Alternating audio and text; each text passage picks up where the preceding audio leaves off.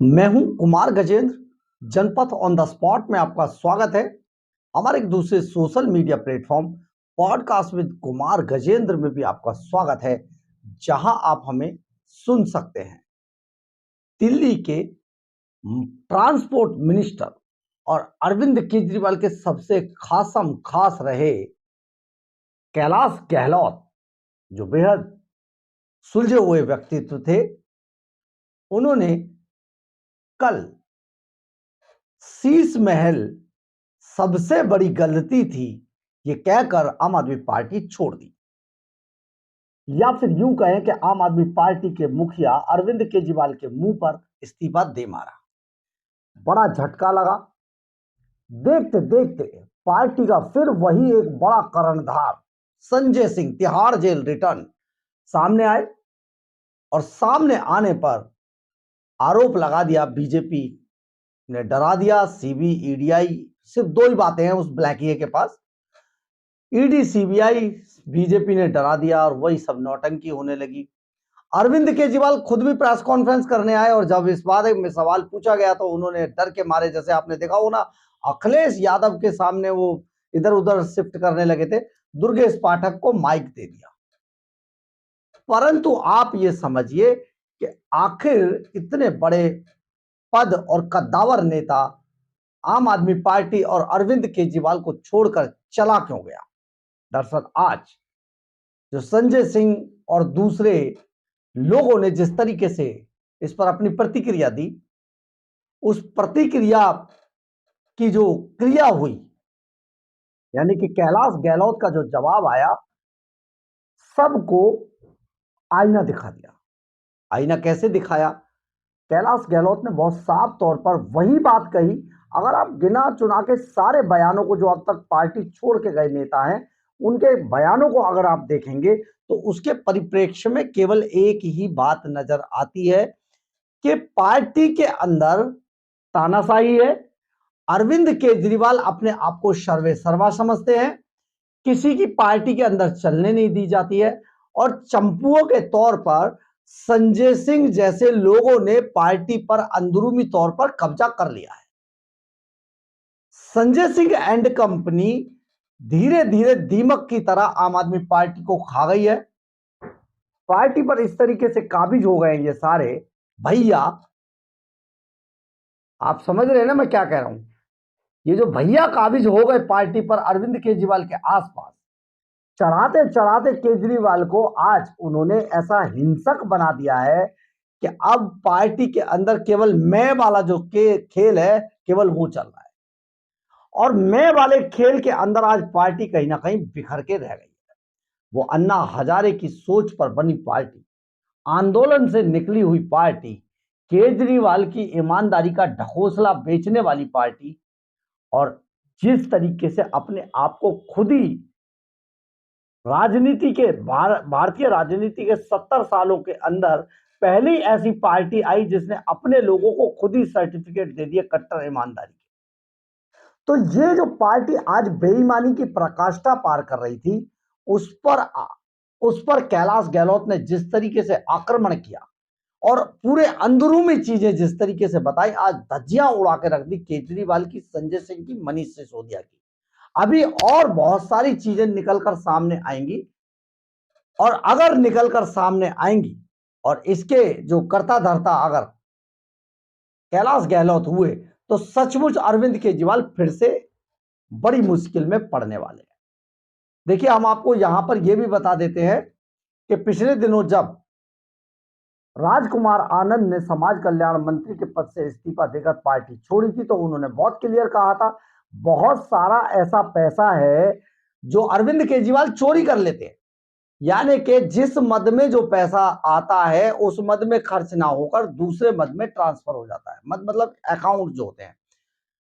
अब मान लीजिए दिल्ली के बेघर गरीबों के लिए, फुटपाथ पे जो रहने वाले लोग हैं, उनके लिए एनजीओ को देने के लिए पैसा आए और अरविंद केजरीवाल उस पैसे को अपनी जहाज की यात्राओं में टिकट खरीदने में लगा दें, तो आप समझिए उन गरीबों की रोटी से जहाज में ऐश कर रहे हैं केजरीवाल। तो ये जो कहा गया ये बड़ा बात था और यही सब चीजें कैलाश गहलोत ने भी बताई हैं।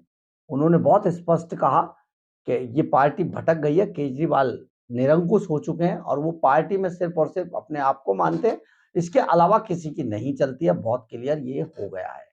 यानी कि हमने जो आपको अपने वीडियो में बताया था कि कैलाश गहलोत उस दिन से बहुत ज्यादा आहत थे जब होम मिनिस्ट्री ने सीधे सीधे कहा कि जो डिपार्टमेंट कैलाश गहलोत के पास है, न्याय है, गृह है, तो जो गृह जिसके पास डिपार्टमेंट होता है, न्याय डिपार्टमेंट जिसके पास होता है, वही नंबर 2 होता है सरकार के अंदर।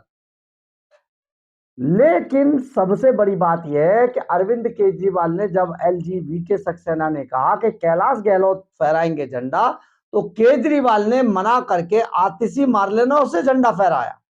ये उस दिन का जो आहत थे, सारी चीजें जो उनके साथ चल रही थी, उसे अगर भूला भी जाए तो इस वाक्य को नहीं भूला जा सकता। और कैलाश गहलोत अभी बहुत कुछ सामने लाएंगे। सबसे बड़ी बात यह है कि जब कोई मिनिस्टर जैसी, कैबिनेट मंत्री जैसे पद पर बैठा होता है तो उसका बंगला भी उसका सपना होता है, गाड़ी भी उसका सपना होता है, स्टाफ भी उसका सपना होता है। ये सारी चीजें उसके सपने में होती है, चाहे कोई कितना ही अपने आप को आम आदमी बन ले। कैलाश गहलोत की भी डेफिनेट रही होंगी, लेकिन उनके बंगले में तो शराब का दलाल रहता था ना केजरीवाल के कहने पर। यानी कि कैलाश गहलोत की अपनी कोई वैल्यू नहीं थी पार्टी के अंदर। तो वो सब आज जो उन्होंने दर्द बताया और संजय सिंह को जो जवाब दिया कि मुझे कोई डरा नहीं सकता, ये जरा आपको सुनना चाहिए। जरा सुनिए कैलाश गहलोत क्या कह रहे हैं। आम आदमी पार्टी छोड़कर बीजेपी की मेंबरशिप ग्रहण की खट्टर साहब की प्रेजेंस में, और मैं कह सकता हूं कि मेरे लिए ये कोई आसान कदम नहीं था।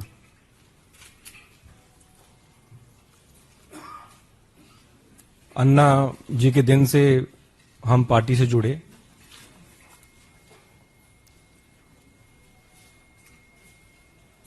और लगातार दिल्ली वासियों के लिए काम करते आए, एज ए एमएलए भी और एज ए मिनिस्टर भी।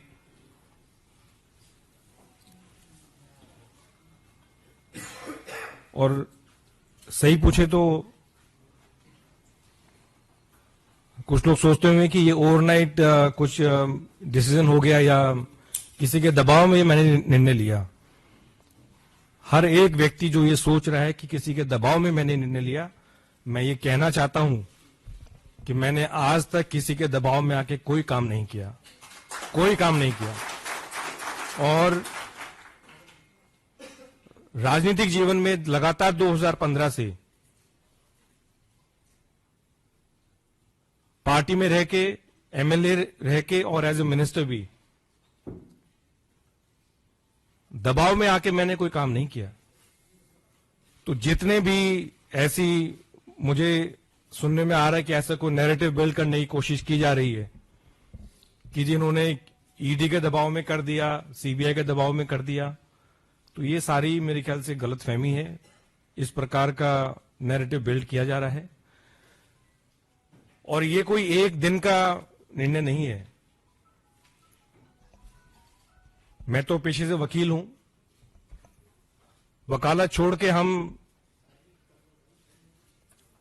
आम आदमी पार्टी से जुड़े अन्ना जी के टाइम से, और मेरे ख्याल से केवल मैं नहीं था, हजारों लाखों कार्यकर्ता लोगों ने अपनी नौकरी छोड़ी, अपना काम छोड़ा और एक विचारधारा से जुड़े, एक पार्टी से जुड़े, क्योंकि उन्होंने उस पार्टी में एक उम्मीद देखी, एक व्यक्ति में उनको उम्मीद दिखी। उस विचारधारा से वो जुड़े और मैं भी जुड़ा और लगातार दिल्ली वासियों की सेवा करने के मकसद से मैं जुड़ा पार्टी में। राजनीति करने का मेरा और कोई मकसद नहीं था, लेकिन केवल अगर कोई मकसद था तो सिर्फ लोगों की सेवा करना और दिल्ली का हम किस प्रकार से विकास कर सकें, उस मकसद के लिए हम जुड़े।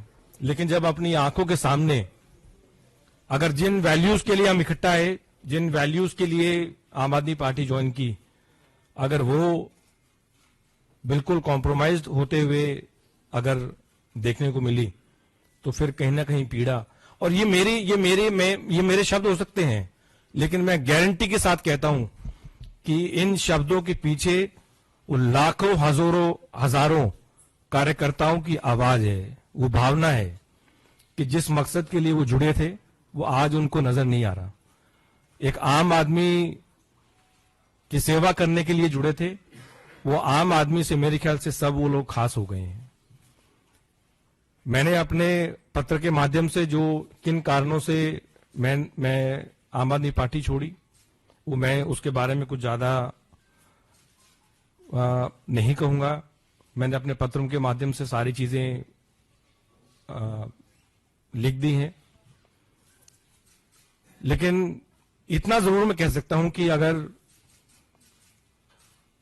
कोई सरकार अगर लगातार हर छोटे विषय पे, हर बड़े विषय पे अगर केंद्र सरकार के साथ पूरा समय, चाहे उसके मंत्री हैं चाहे चीफ मिनिस्टर हैं, अगर पूरा समय अगर वो लड़ाई में निकालेंगे तो मेरे ख्याल से दिल्ली का विकास नहीं हो सकता।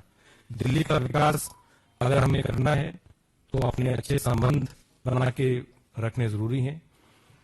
मेरा जितना समय एज ए मिनिस्टर निकला, जितने भी विभाग रहे, मुख्य रूप से आज भी मुझे एज ए ट्रांसपोर्ट मिनिस्टर ही जाना जाता है, और जितना भी मुझे मौका मिला मैंने पूरी कोशिश की कि चाहे वो केंद्र सरकार है चाहे एलजी से है, क्योंकि हमारा मकसद दिल्ली वासियों के लिए काम करने का था। हमारे पॉलिटिकल एम्बिशंस को आगे रखने का नहीं था, अपने पर्सनल एम्बिशंस को आगे रखने का नहीं था। मेरे ख्याल से जितने भी लोग आम आदमी पार्टी में जुड़े, उनका मकसद अपना,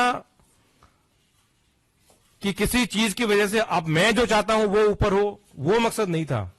लोगों का काम करने का मकसद केवल था। और मुझे पूरा यकीन है कि अगर दिल्ली का विकास अगर वाकई में हो सकता है तो फिर वो केंद्र में जो बीजेपी की सरकार है उसके साथ कंधे से कंधा मिला के एक मजबूती के साथ आगे बढ़ के उसका विकास हो सकता है। और यही कारण रहे कि मैं बीजेपी के परिवार से जुड़ा हूं आज। हमारे आदरणीय और सबसे लोकप्रिय प्रधानमंत्री नरेंद्र मोदी जी, उनकी जो विजन है, उनकी जो नीतियां हैं, उनके जो काम है, उनसे कहीं ना कहीं इंस्पायर होके और उनकी लीडरशिप के अंडर, और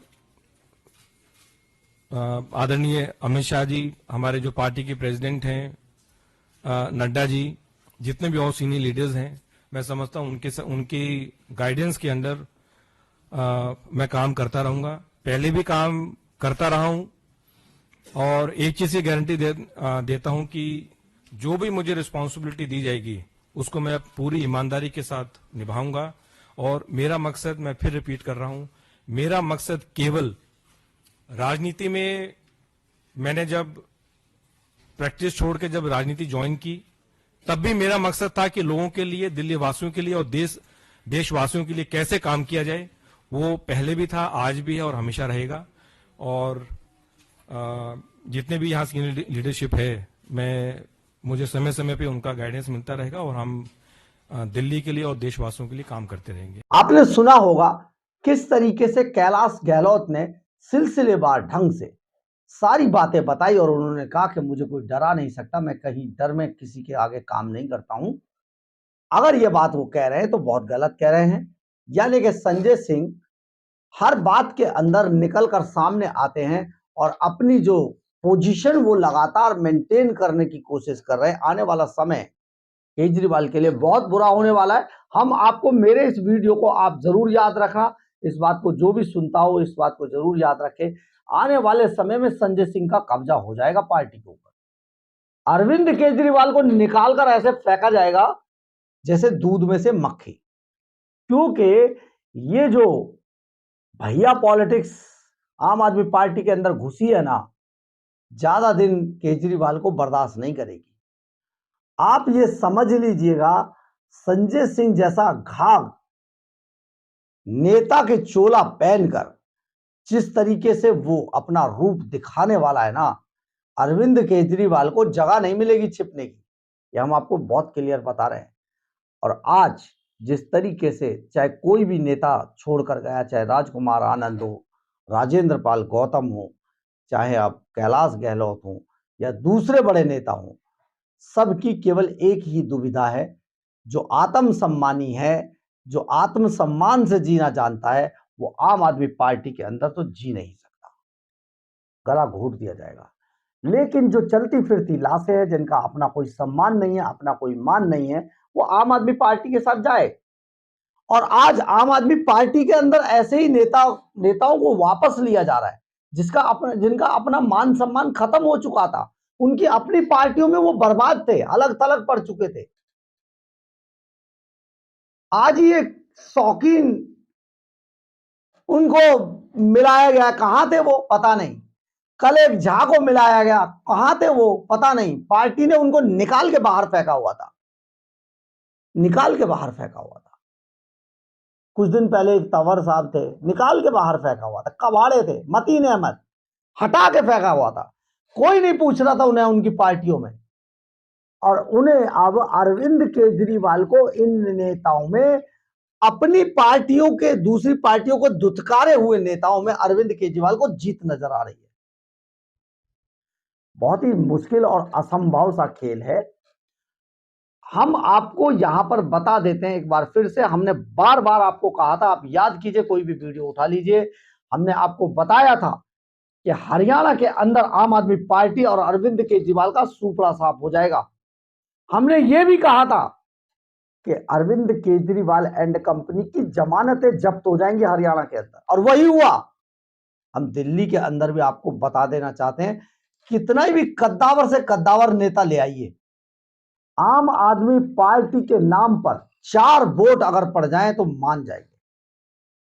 दिल्ली में इस बार आम आदमी पार्टी का हरियाणा से ज्यादा बुरा हाल होने वाला है। मैं ये बात ऐसे ही नहीं कह रहा हूं, मैं किसी ऐसी उससे नहीं बिलोंग करता हूं कि मेरी टीम मार्केट में उतरे और घर पे बैठ के फॉर्म भर के सर्वे कर ले। मैं खुद ग्राउंड जीरो पर काम करता हूं, और जो सूचनाएं सामने आ रही है ना, अरविंद केजरीवाल को इस बार धूल मिट्टी में मिलने से कोई नहीं रोक सकता, मिल तो चुके हैं। लेकिन सबसे बड़ी बात यह, कई ऐसे मुद्दे खड़े हैं जो केजरीवाल जिनका जवाब नहीं दे पाएंगे। सबसे बड़ा मुद्दा यमुना मैली की मैली है, उससे भी बड़ा मुद्दा शीश महल कैसे बना, करोड़ों का खर्चा कैसे हो गया, 250 एसी कैसे लगे, और उससे भी बड़ा मुद्दा यमुना मैली है। उससे बड़ा मुद्दा प्रदूषण कैसे हो गया, उससे बड़ा मुद्दा नल नालियां खड़ंजे सीवर सब बजबजा रहे हैं, नालों की सफाई नहीं हुई। उससे भी बड़ा मुद्दा दिल्ली के अंदर ना सड़कें हैं, ना पानी है, ना क्या कुछ नहीं है, ना फ्लाईओवर, ना एलिवेटेड रोड, कुछ नहीं। दिल्ली है, राजधानी है, 140 करोड़ देशवासियों की राजधानी है, हिंदुस्तान की राजधानी है। लेकिन ये नरक बन चुकी है। केजरीवाल से दिल्ली की जनता बदला जरूर लेगी, और उससे पहले, बदले से पहले जनता बदला लेगी, इससे पहले अरविंद केजरीवाल को उसके अपने ही नेता शायद कहीं का ना छोड़े। बहरहाल, अगर आपको हमारी खबर अच्छी लगे तो आप इसे लाइक, सब्सक्राइब और शेयर जरूर करें। कमेंट्स बॉक्स में अपनी राय जरूर लिखें, इससे हमें बहुत बहुत बहुत ऊर्जा मिलती है। जय हिंद, जय भारत।